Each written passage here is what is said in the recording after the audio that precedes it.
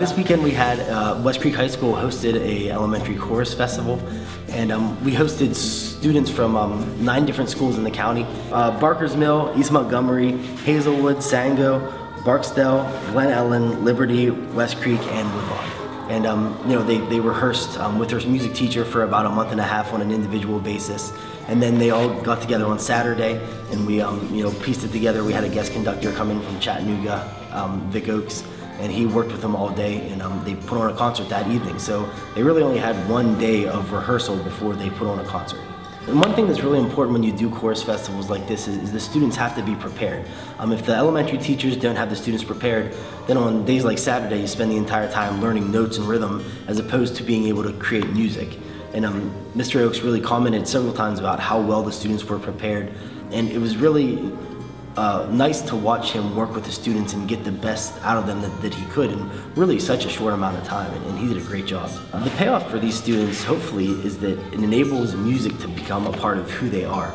You know, I know that there are a lot of people that enjoy music and like music, but I would think that if you ask, you know, every music teacher in this county, they would say that music is a part of their DNA. It's who they are. You know, it's not just something that we teach. It's something that we're passionate about and we love.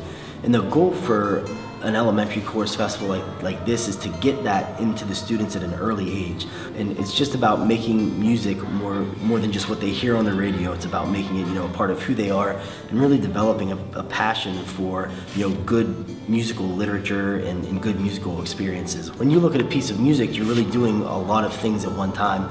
You're doing math ratios, you know, you're reading languages or English, you're reading dynamics, you know, you're thinking about musical phrases. And really what we have with music is the ability to use both sides of our brains at the same time, because you have to do so many things. You know, when you look at a piece of music, there isn't just, you know, words to read like in class or in reading class, or, you know, intervals to work with in maybe, you know, a math class or something like that.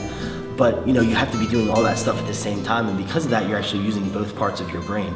I really made it my goal early on to start a festival like this for the elementary students. But I guess that part of my selfish goal was to just make choral music, you know, a spotlight and a feature in this county, and to move it maybe a little bit more forward and get the students really interested in it. And it's a lot of work, I'm not gonna lie, putting together a festival like this, but the amount that it pays off is exponentially greater than the amount of work that I put in.